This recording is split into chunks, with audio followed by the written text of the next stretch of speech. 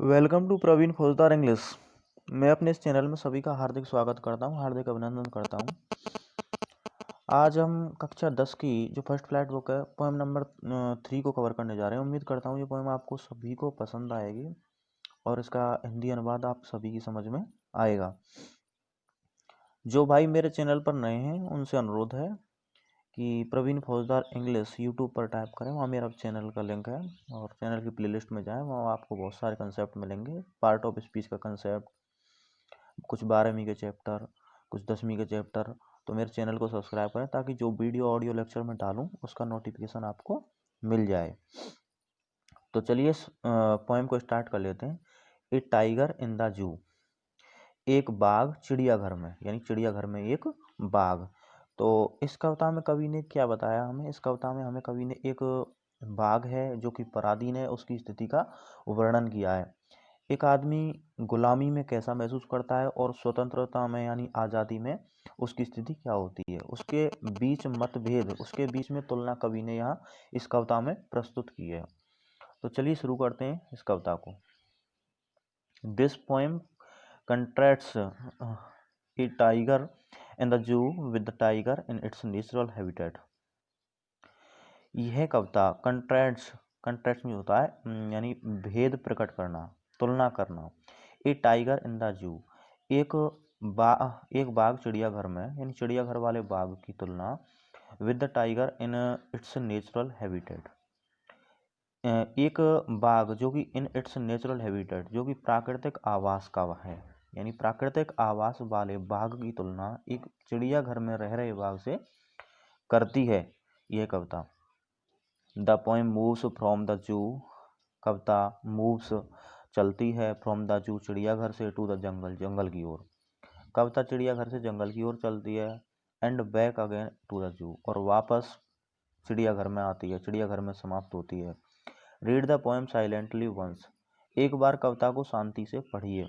And से, और कहिए, which stanzas speak about the tiger in the zoo, कौन सा स्टांजा चिड़ियाघर में रह रहे बाघ के बारे में बताता है। And which stanza, and which ones speak about the tiger in the jungle, और कौन सा जंगल में रह रहे बाघ के बारे में बताता है। तो चलिए जानकारी करते हैं कौन सा स्टांजा बाघ वाले यानी जो जंगल में रह रहा है उस बाघ के बारे में बताता है, और कौन सा स्टांजा चिड़ियाघर में रह रहे बाघ के बारे में बताता है। He stalks in his vivid stripes the few steps of his cage। He stalks, वह ताव से चलता है, वह अकड़ कर चलता है। In his vivid stripes, अपनी चमकीली धारियों में। यहाँ कवि ने बाघ को बताया है कि चमकीली जो धारियों में वो बाघ है वो अकड़ कर चलता है। The few steps of his cage, अपने पंजरे के अंदर कुछ कदम, अपने पिंजरे के अंदर कुछ कदम वह अकड़ कर चलता है। On pads of velvet quite, अपने शांत मखमली पैरों पर, वेलवेट मीन्स होता है मखमल, अपने शांत मखमली पैरों पर यानी चमकीली धारियों वाला बाघ अकड़ कर चलता है। इन हिज क्वाइट रेज, अपने शांत क्रोध में, शांत गुस्से में। चमकीली धारियों वाला बाघ अपने पिंजरे में कुछ कदम, अपने शांत मखमली पैरों पर, अपने शांत क्रोध में अकड़कर चलता है। यानी इस स्टैंजा में कवि ने हमें एक बाघ है जो कि पिंजरे में कैद है चिड़ियाघर में, और उसकी दयनीय स्थिति को प्रकट किया है कि उसका जो गुस्सा है केवल और केवल सलाखों के पीछे तक सीमित है। अगले स्टैंजा पर आते हैं। He should be lurking in shadow, he should be lurking in shadow, sliding through the long grass near the water hole where plump deer pass। He should be lurking, lurking means होता है एक तरह से अपने शिकार के लिए बेताबी से इंतजार करना। He should be lurking, lurking का यहाँ वर्ड दिया हुआ है घात लगाना, घात लगाना मतलब अपने शिकार के लिए शांति से प्रतीक्षा करना। वह घात लगाए होगा, इन शैडो छाया में, वह छाया में घात लगाए होगा। इस स्टांजा में कवि एक आज़ाद बाघ की कल्पना करता है कि वह आज़ाद होगा तब वह कैसी प्रतिक्रिया कर रहा होगा। स्लाइडिंग थ्रो लॉन्ग ग्रास, लंबी घास से फिसलते हुए, लंबी घास में से होकर खिसकते हुए, नियर द वाटर होल, पानी के गड्ढों के पास, वेयर प्लम्प डियर पास, जहां हष्ट पुष्ट या मोटे ताजे हिरण गुजरते हैं। वह छाया में घात लगाए होगा, स्लाइडिंग थ्रो लॉन्ग ग्रास, लंबी घास में से फिसलते हुए होगा, खिसकते हुए होगा, नियर द वाटर होल, पानी के गड्ढों के पास में, वेयर प्लम्प डियर पास, जहाँ से मोटे ताजे या हष्ट-पुष्ट हिरण होकर गुजरते हैं। तो इस स्टांजा में कवि ने हमें एक स्वतंत्र बाघ की स्थिति के बारे में बताया कि वह स्वतंत्र बाघ अपने जंगल में कैसी प्रतिक्रिया करता, अपने शिकार के लिए कैसे इंतजार करता बेताबी से, और वह क्या अपने आज़ादी के दृश्य को महसूस करता है। स्टांजा नंबर 3 पर आते हैं।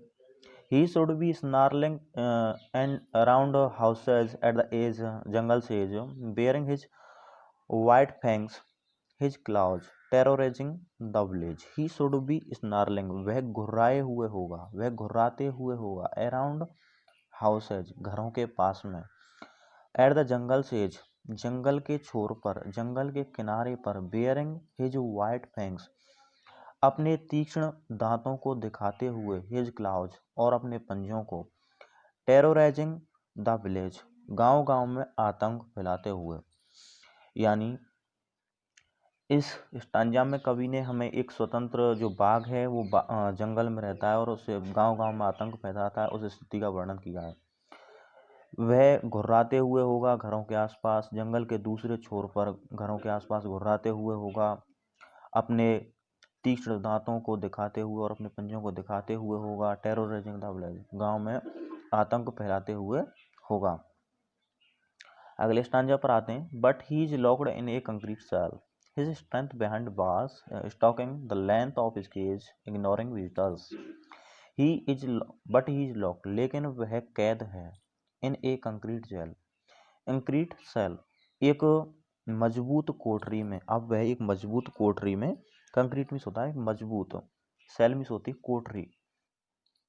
अब वह एक मजबूत कोठरी में लॉक्ड यानी बंद है, कैद है। हिज स्ट्रेंथ बिहाइंड बार्स, उसकी ताकत सलाखों के पीछे है। बार्स मीन्स होती हैं सलाखें। उसकी जो ताकत है, उसकी शक्ति है, केवल और केवल कहाँ तक सीमित है, सलाखों तक सीमित है, सलाखों के पीछे है। Stalking the length of his cage, stalking अकड़कर चलते हुए, ताव से चलते हुए, द लेंथ लंबाई में, ऑफ हिज केज अपने पिंजरे की लंबाई में, अपने पिंजरे जितनी चौड़ाई है उसमें एक अकड़कर चलते हुए, इग्नोरिंग विजिटर्स यानी यात्रियों की ओर ना ध्यान देते हुए, यात्रियों की परवाह ना करते हुए वह अपने पिंजरे की पूरी लंबाई में अकड़कर चलता है। He hears the last voice at night, the patrolling cars, and stares with his brilliant eyes at the brilliant stars.